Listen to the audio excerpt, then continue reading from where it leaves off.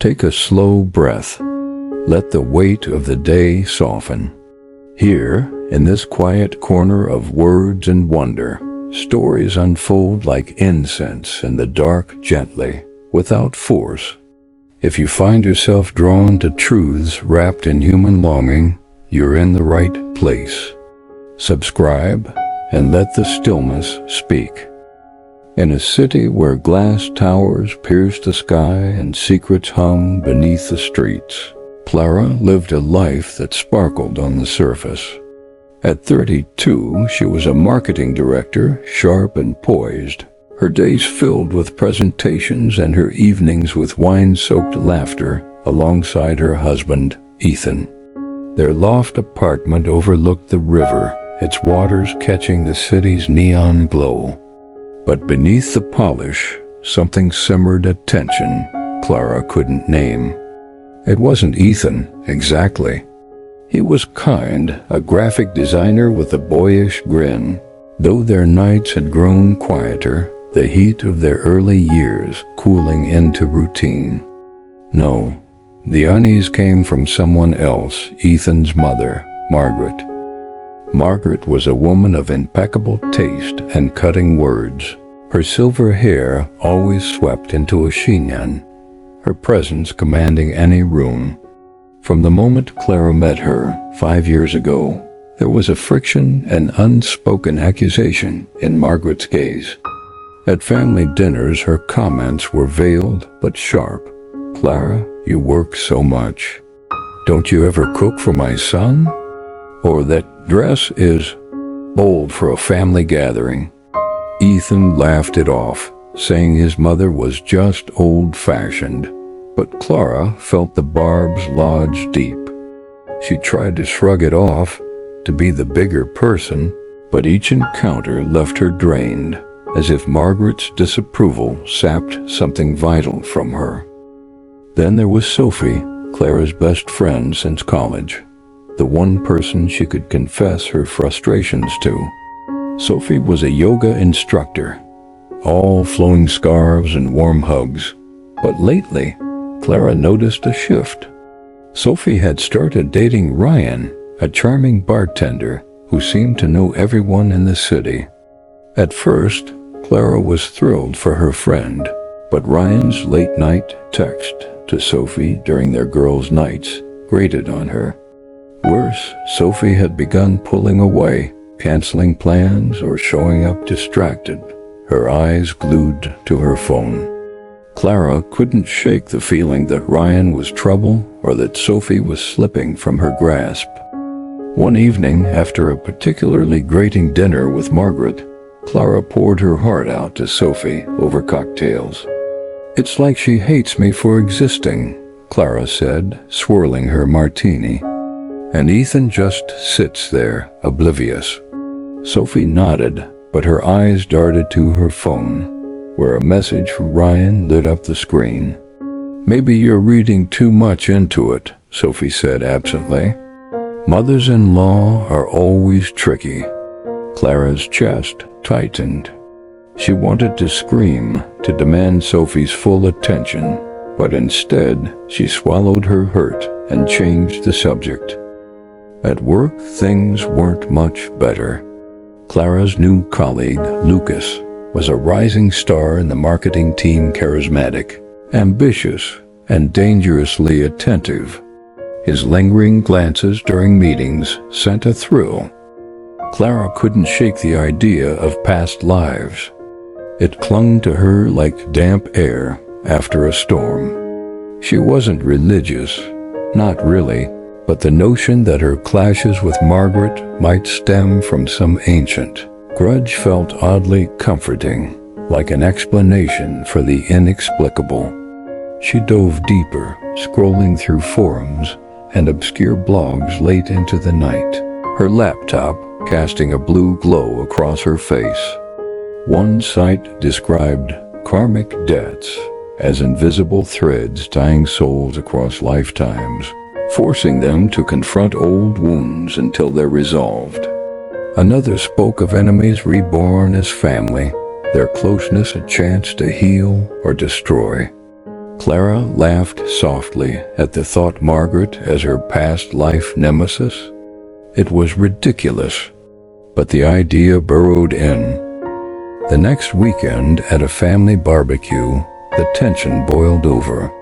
Margaret, sipping her iced tea, made a pointed remark about Clara's city lifestyle and how it must be so hard on Ethan. Clara's patience snapped. "What exactly is your problem with me, Margaret?" she asked, her voice low but sharp enough to hush the backyard. Ethan froze, his tongs hovering over the grill. Margaret raised an eyebrow, unruffled. "I just want what's best for my son, dear. Some women, well, they're not built for family." The words hit like a slap. Clara stormed inside, her hands trembling, and Ethan followed, murmuring apologies but offering no defense.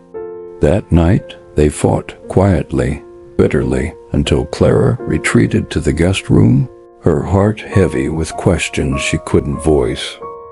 Sophie, meanwhile, was unraveling in her own way. Clara noticed her friend's laughter had grown brittle, her eyes shadowed. At a rare coffee date, Sophie confessed that Ryan was jealous, possessive, checking her phone and accusing her of flirting with clients.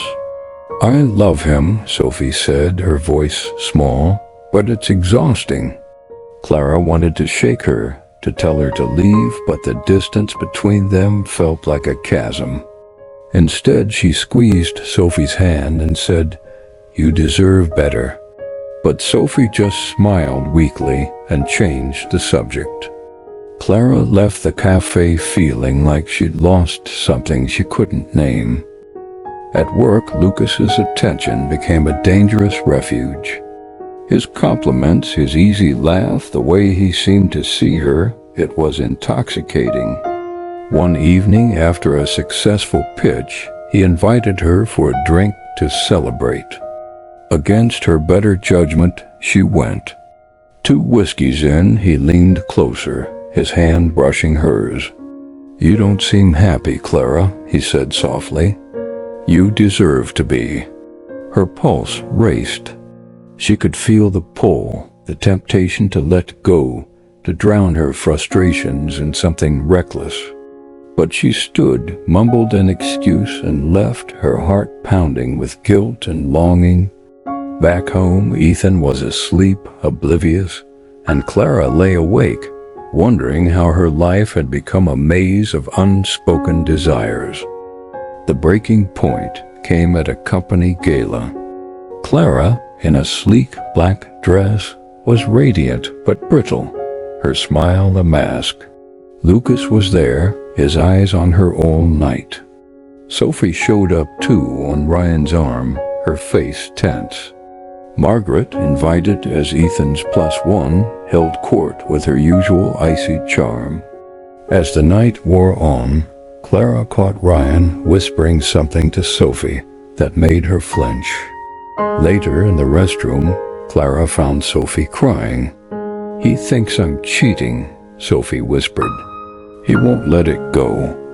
Clara hugged her, but before she could respond, Margaret appeared, her voice dripping with judgment. "Trouble in paradise, ladies? Clara, you always seem to be in the middle of drama." Something in Clara snapped. She turned, her voice steady but cold. "Enough, Margaret. If you have something to say, say it." The room went quiet. Margaret's lips tightened, but she said nothing, turning on her heel and leaving. That night, Clara couldn't sleep. The idea of karma, of past lives, returned like a persistent dream. She booked a session with a Buddhist teacher she found online, a woman named Ananda, who offered karmic readings. Desperate for answers, Clara went, expecting little, but hoping for clarity. Ananda's home was a small, incense-filled space, her voice calm as she listened to Clara's story. "Your mother-in-law," Ananda said, "may carry a karmic echo, a conflict unresolved from another time. But the real question is, what are you carrying? Your anger, your pain, it's yours to release. Clara blinked, unsure. Ananda continued, karma isn't punishment. It's a mirror. It shows you what needs healing within you, not them. Ananda's words lingered in Clara's mind, heavy yet strangely freeing. She'd expected a dramatic revelation, some tale of betrayal across lifetimes, but instead, Ananda spoke of choice, of breaking cycles through awareness. You can't change Margaret, she said, her eyes kind but firm, but you can change how you carry her words. The same goes for your friend, your husband, your heart. Ananda suggested Clara meditate daily, even for 5 minutes, to observe her thoughts without judgment. Notice the anger, she said. Don't fight it. Let it pass like clouds. Clara left the session skeptical but intrigued, a small seed of possibility taking root. Back in her daily life, Clara tried to apply Ananda's advice, but it wasn't easy. Margaret's next visit was as tense as ever, her comments laced with that familiar sting. Yet Clara noticed something new. Her own reaction wasn't as immediate. She paused, breathed, and let the barb slide past, responding with a neutral smile. It wasn't perfect, but it felt like a tiny victory.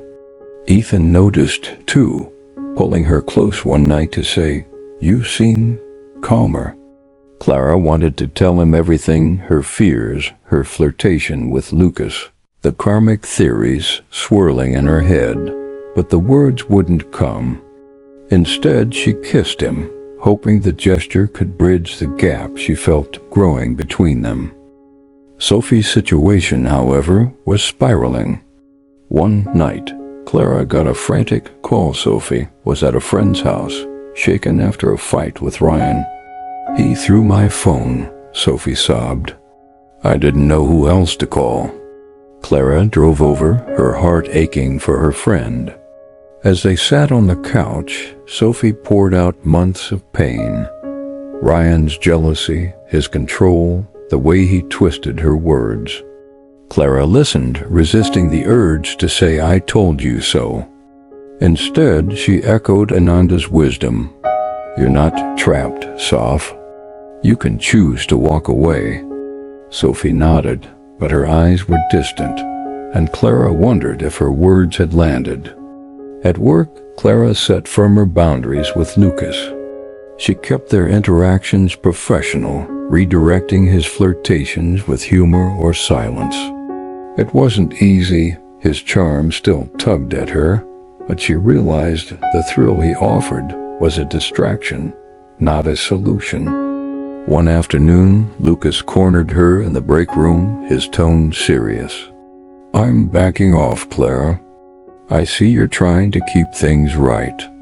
She nodded, grateful but wary, and felt a weight lift. For the first time, she saw her own role in the dance they'd been doing, not a victim, but a participant. As months passed, Clara's meditation practice deepened. She started with 5 minutes, then 10, sitting in the quiet of her bedroom, watching her thoughts swirl. She saw her anger at Margaret, her hurt over Sophie, her guilt about Lucas, all arising and fading like waves. Slowly, she began to feel less tethered to the drama around her. She and Ethan started talking more, not grand confessions, but small, honest moments over coffee or late-night TV. One evening, he admitted, "I know Mom's hard on you. I should have spoken up sooner." It wasn't everything, but it was enough to soften Clara's heart. The Buddhist lens Ananda offered began to reshape how Clara saw her life. She read about the Four Noble Truths, how suffering exists, arises from clinging, can end, and has a path to freedom. Margaret's hostility, Sophie's pain, her own temptations, they were all forms of suffering. rooted in attachment to ego, to control, to fleeting desires. Clara realized her clashes with Margaret weren't just personal. They mirrored her own inner conflict, her need for approval, her fear of not being enough. This insight didn't erase the tension, but it gave her a way to hold it lightly. One day, Clara invited Sophie to a meditation class with Ananda. To her surprise, Sophie came, hesitant but curious. Afterward, they walked by the river, the city's lights shimmering on the water. Sophie was quiet, then said, "I'm leaving Ryan. I don't know how, but I know I need to." Clara hugged her, tears in her eyes, feeling their bond flicker back to life. That night, Clara meditated on gratitude for Sophie's courage, for Ethan's quiet support, even for Margaret's role in pushing her to grow. Now, let's draw from this story to find practical ways to untangle karmic knots in our own lives.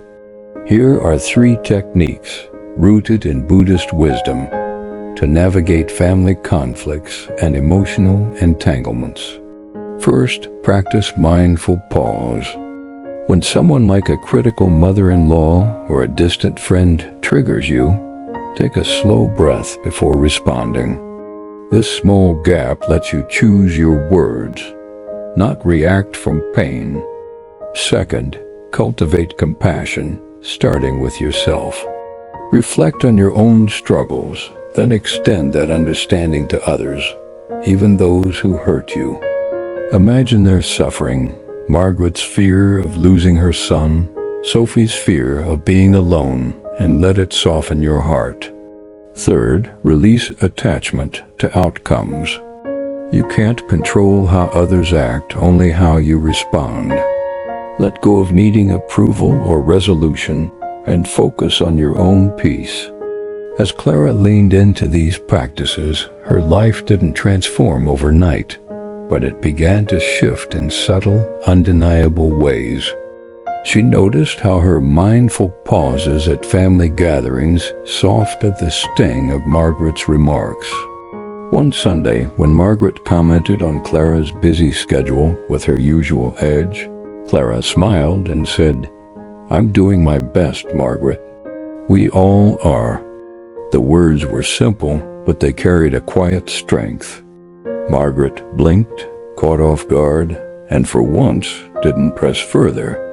Ethan squeezed Clara's hand under the table, a small gesture that felt like a bridge rebuilding between them. Sophie, too, began to find her footing. With Clara's encouragement, she moved out of Ryan's apartment, staying with a cousin while she rebuilt her life. The process was messy: late-night calls, tears, moments of doubt, but Clara stayed steady, listening without judgment. One evening, over tea, Sophie laughed for the first time in months, her old spark flickering. "You know," she said, "that meditation class made me realize I've been running from myself." Clara nodded, feeling the warmth of their friendship rekindle, a reminder that some bonds endure even the darkest seasons. At work, Clara's boundaries with Lucas held firm. He was promoted to another department, and their paths crossed less often. The distance helped Clara see him for what he was: a mirror of her own restlessness, not a solution to it. She channeled that energy into her marriage, planning small surprises for Ethan, like a weekend hike or a late-night dance in their living room. These moments didn't erase the years of drift, but they wove new threads of connection, fragile but hopeful. Clara's meditation practice became her anchor. Each morning she sat by the window, the city waking slowly outside, and observed her thoughts, her lingering resentment toward Margaret, her worry for Sophie, her own fears of not being enough. She began to see these as passing clouds, not her truth. Ananda's teachings echoed in her mind. Suffering arises from clinging, but freedom comes from letting go. Clara realized that her struggle with Margaret wasn't about winning or losing, but about releasing the need to prove herself. This shift didn't make Margaret kinder, but it made Clara freer. One evening, Clara and Ethan hosted a small dinner, just the two of them and Margaret. It was a risk, but Clara felt ready. She cooked a simple meal, nothing to prove, and when Margaret arrived, Clara greeted her with a genuine smile. The evening wasn't perfect. Margaret made a few pointed remarks, but Clara let them pass, responding with calm curiosity instead of defense. At one point, Margaret mentioned her own mother, a woman who'd been hard and distant, and Clara caught a glimpse of the pain behind her mother-in-law's armor. For the first time, she felt a pang of compassion, not just resentment. As they said good night, Margaret touched Clara's arm briefly, a gesture so small it might have meant nothing, but to Clara, it felt like a crack in the wall. Months later, Clara reflected on her journey.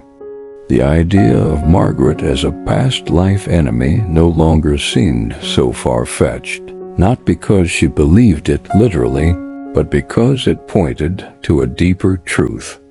Their conflict had pushed Clara to confront her own shadows. Through mindfulness, compassion, and letting go, she'd found a way to navigate the entanglements of her life, not by escaping them, but by moving through them with grace. Sophie was healing, her laughter returning.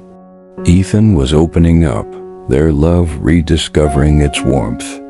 And Margaret, while still herself, seemed less like an adversary and more like a teacher in disguise.